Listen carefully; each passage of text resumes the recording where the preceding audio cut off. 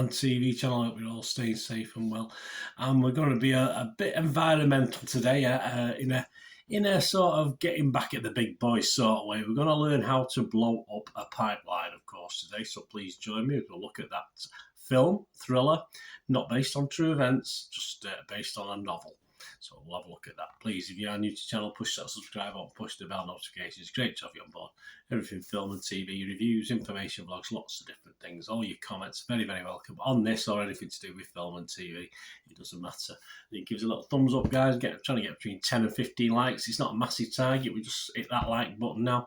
That'd be great if you can do that for me. I'd be very, very grateful indeed. How to Blow Up a Pipeline. 104 minutes, a 15 certificate. An environmentalist action thriller directed by Daniel Goldhaber. Co-wrote the screenplay with Ariella Bearer and Jordan Scholl. Based on the novel by Andreas Malm back in 2021, so not too long ago, of the same name.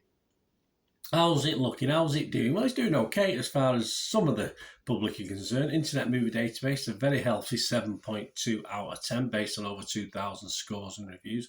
Rotten Tomatoes audience okay with it, not as enamoured as Internet Movie Database. 3.3 out of 5 it's averaging with a 62% positivity rating, so 62 people out of 100 liked it. It stars Bearer, Christina Froseth, Lucas Gage, Forrest Goodluck, Sasha Lane, Jamie Lawson, Marcus Scribner, Jake Weary, and Irene Bedard. Yeah, not dead unknown people, but just unknown enough to make this look a little bit perhaps rawer and fresher than it could have possibly looked with a sort of maturer, if you like, or not maturer because age-wise, but a better known cast, of course. But just enough, right? Probably the right cast for this sort of film. And what's it about? Well, Theo Zocchital, do I pronounce that? I can't remember the film how it's pronounced now. Are best friends now in their 20s who grew up in Long Beach, California, one of the most polluted cities in the United States, and home to multiple oil refineries, the nasty boys. When Zocchital's mother dies during a surprise heat wave, which Zocchital attributes to climate change, Zocchital becomes disillusioned with the slow progress of her campus divestment campaign. She expresses interest in more radical environmental action to Theo, who's been diagnosed with leukemia. They eventually recruit Theo's girlfriend Alicia and 5 strangers with their own motivations to join them in a plan to blow up an oil pipeline in West Texas. This was released in the US on April the 7th and a worldwide and followed release around about in the UK and Ireland on the 21st of April. About the critics, the public seem to like it. The critics, yeah, they're all for it. Doesn't surprise me one iota. The Rotten Tomatoes, an approval rating of 94% based on 138 critics, and it averages 7.8 out of 10. Clarissa Luffrey from The Independent in the UK, she said it's not a manifesto. Well, it's a bit of propaganda, I think, but a matter-of-fact portrayal. Well, obviously it's based on a book not based on actual facts, but it's based on what some people's thoughts are, surely. Matter-of-fact portrayal of the palpable anger. There is anger. There's anger. People blocking roads, stopping people doing other things. Of course there's anger. Emanating from a betrayed generation. I think we all probably thought that at some stage. Peter Bradshaw from The Guardian. Here is a fiercely watchable thriller which had me biting my nails down to the wrist. Really, Peter? It didn't have me biting my nails. Jude Dry from IndieWire. He wasn't as impressed. He said an ensemble drama too diluted, and this is probably more on my lines, this one, to meaningfully establish any characters. How to Blow Up a Pipeline relies on tension-building music and chaotic flashbacks to piece together its one-trick heist narrative. Yes, Jude, I'm more with Jude on this, I'm afraid. Sorry about that.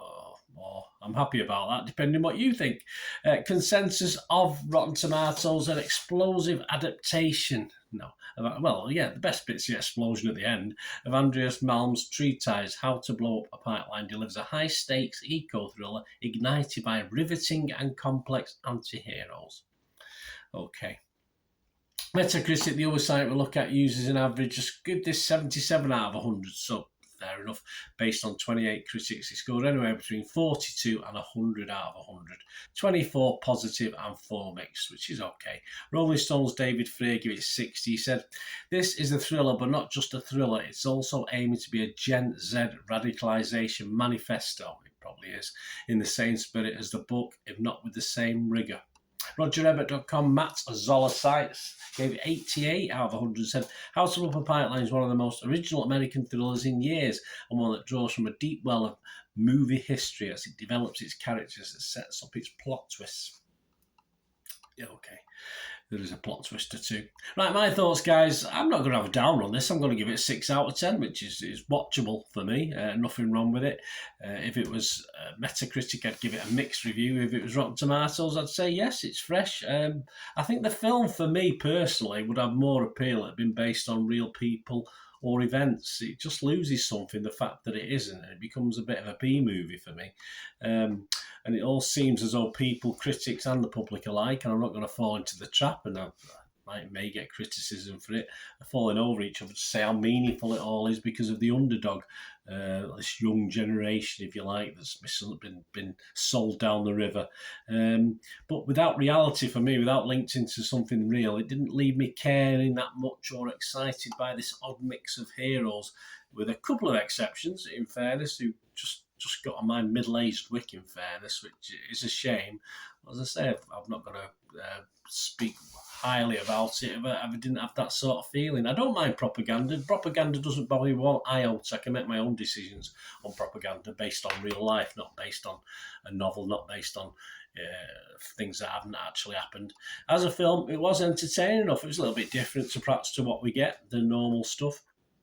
And I thought the backstories, though not in depth, at least give you some sympathy for the characters. I certainly did have sympathy for 2 or 3 of the characters in this. But for me, without the realism, it just becomes an okay film, a fine film that's obviously got something to say by the people who put it together, but it's one that I'll sadly soon forget and not be that bothered by. So yeah, that's how it is. That's how I feel about this one, guys. As I say, 6 out of 10. It's okay, but I don't know where we're getting the 8s, 9s, and 10 out of 10s from for this. But I do believe that there's people are having to come up with them sort of scores just to justify who they are, and I don't know, get clicks. Hey, that's the sort of society we live in, isn't it? Anyway, thanks for watching, guys. Let me know your comments. Let me know your thoughts. It'd be great to hear from you. Either way, as I said, I know I'm in the minority. Some of you will totally disagree with me, and that's fair. That's what life is. It's all a matter of opinions, of course it is. Anyway, thanks for watching. Whatever you do with the rest of your day, have a great one. Look after yourselves. I'll see you very, very soon, and please stay safe. Bye for now.